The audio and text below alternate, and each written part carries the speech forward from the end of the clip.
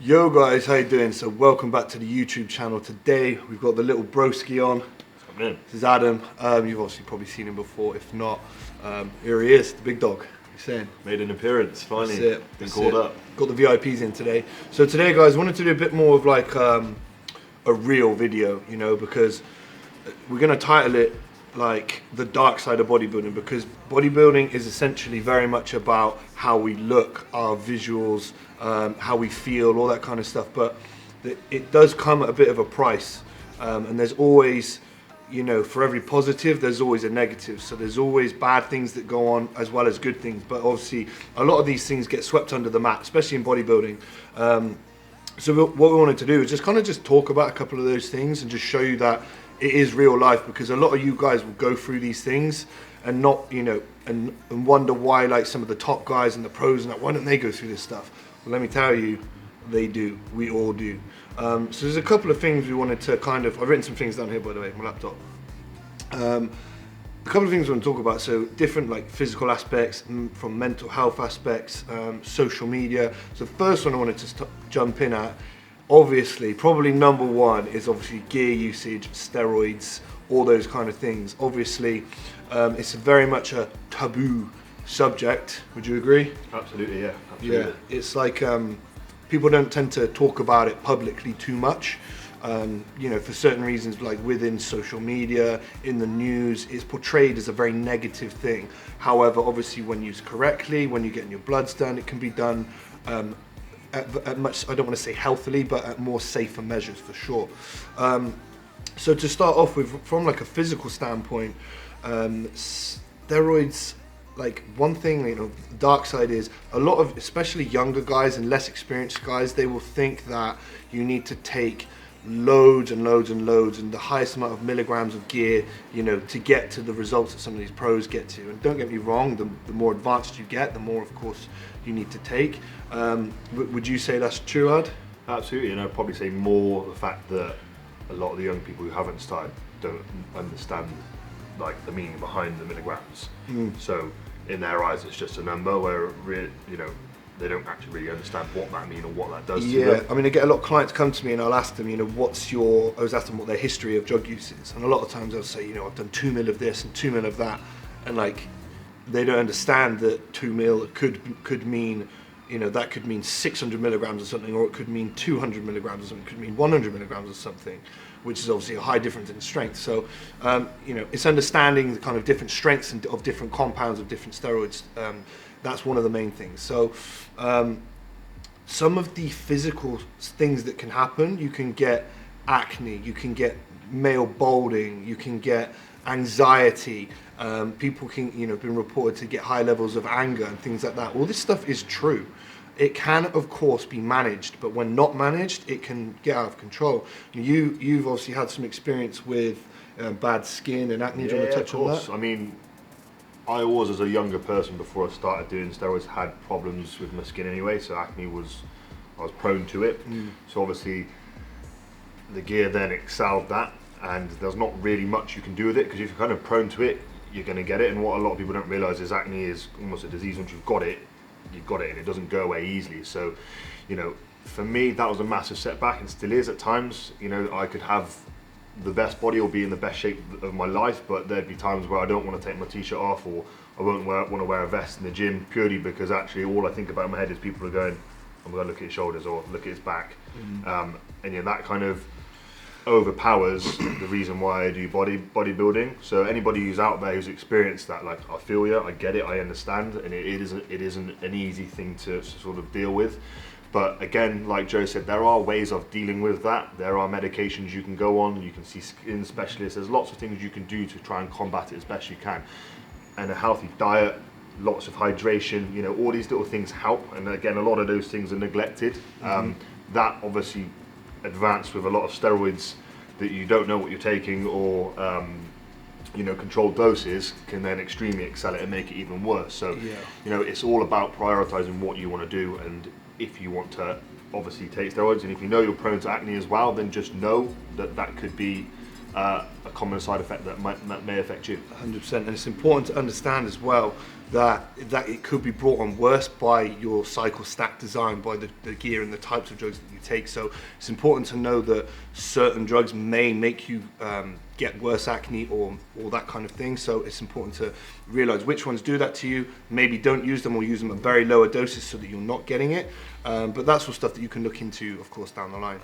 If I just add one more thing, I think you've also got to weigh up whether you think it's worth it as well, because again, you don't have to use steroids, you don't have to jump on gear, and if it is going to make the skin so bad for you that actually you feel worse because of the way you look than when you started, then I would advise you personally not to do it. This is going to literally come on to my next point, is that a lot of younger guys, I get a lot of young guys speak to me saying, oh, you know, what should I do, where should I start? You know, we're talking like 18, 19-year-old guys, and these are guys that are absolutely nowhere near the genetic potential, or their natural potential, we could call it.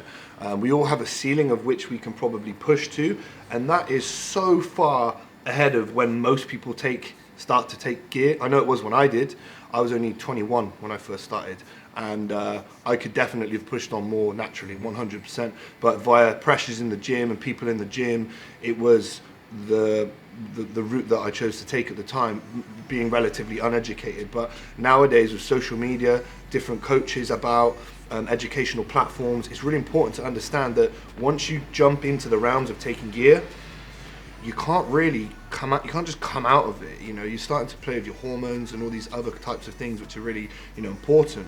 And things need to be taken into account, that when you do start taking steroids, you've got to be prepared to probably do them for a very long time, if not the rest of your life. So that's a powerful statement, I know. And if you're not looking to compete, I would probably say steer clear, like 100%. You know, that's just some basic advice from myself. And also moving on from that, there's other things that can happen. You can have issues with your sex life, with your sex drive, with your fertility. You can have infertility issues.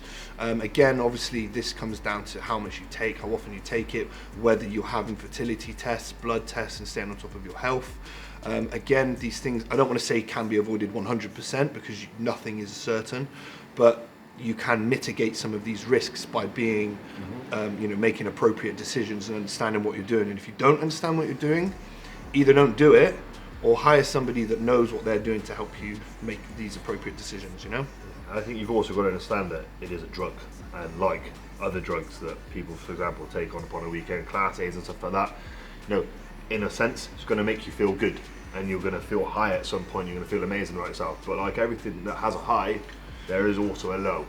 So, you know, if you don't come off of a cycle correctly, you're going to crash, and, you know, that feeling of being rock bottom, and, you know, feeling empty and feeling shit about yourself, you know, and your sort of feelings being all over the place, that can also happen as well. So again, it's all about making sure that you prioritize what it is you're doing and how you're doing it. Yeah, 100%. Obviously, make sure you have the correct PCT in place, and obviously, like I said, working with somebody that can help you do that if you don't. Moving on, I did touch on sex drive as well. Again, this can have a knock-on effect to your relationships. For example, if you have a partner that doesn't necessarily understand the ins and outs of steroid use and things like that, they're going to be like, why are you not interested in me? Why is your sex drive down? Why are we not having sex?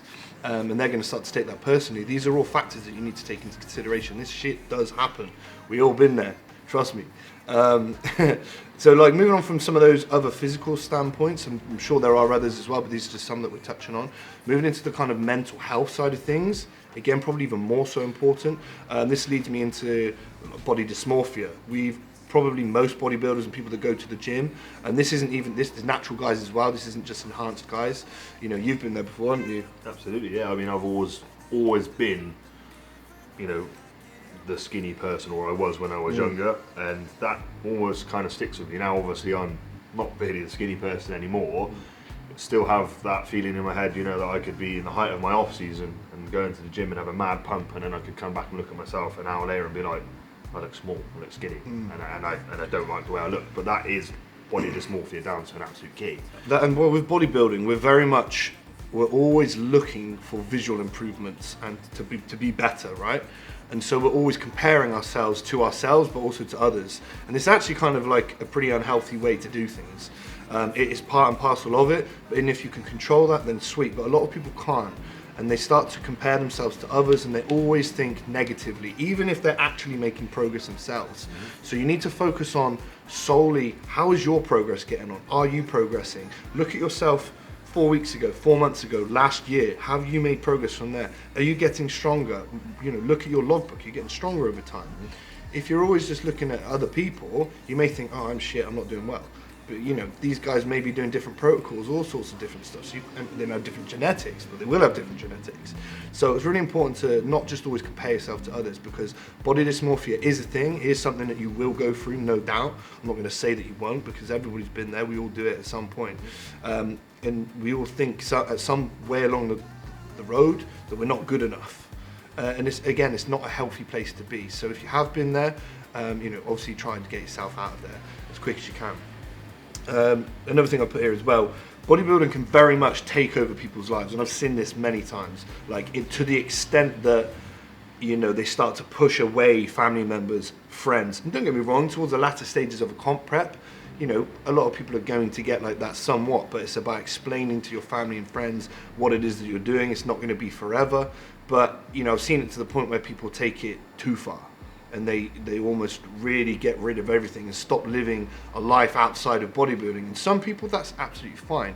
But I think for a large majority of people, having a balance, I don't mean a balance as in like, you know, go out and get pissed on the weekend, diet in the week. I mean like a balance of a social life, you know, go to the cinema, go for walks with your friends, whatever that may be that you enjoy. But, you know, not just solely locking yourself away, prepping your meals, just dieting, whatever. But, you know, having some kind of balance so that you're not just one track minded is really, really important, especially for like what the purposes of this video. For the most of you guys watching, that's probably where you're at. Okay, so yeah, anything to add on that? Yeah, I just think that's pretty much spot on, that actually you can get very much caught up inside of the world of bodybuilding and think, I've got to track my food, I've got to weigh every single thing. And yes, to a certain point when you're competing, you do, but like Joe said, there is also a life outside of bodybuilding. You know, you do live, you know, obviously 24 hours in a day, the old cliche said, you ain't bodybuilding 24 hours in a day, so make sure you make time for your loved ones, family members, you know, whatever.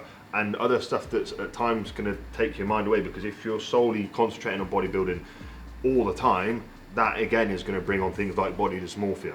And it is going to make, you know, so you do need to have that off switch at some point to allow your brain and your body to just relax, you know, and just soak up normal life as well. 100%. Moving on to kind of like the last main point is social media, like the dark side of bodybuilding with regards to social media, because you go on social media, right, and everybody is posting pictures of them shredded, lifting big lifts, you know, dieting, all this stuff, but they don't post the stuff when they're at home, they're like, oh, I'm so hungry, I can't handle it, and then they go and have a cheat meal, and then they go and binge on their diet, and then they get bad relationships with food, and then they get, you know, all these kind of like issues with food and eating and binging, and that's very, very real. That happens so often. You see it with a lot of influencers. So a lot of the fitness guys that you follow, they'll also post your shredded pictures, but they won't show you when they're, you know, out on the piss and all that kind of stuff on the weekends. Some will, of course, but some people promote a fake lifestyle, showing you the result, the physical result, but not actually what they actually kind of get up to as well.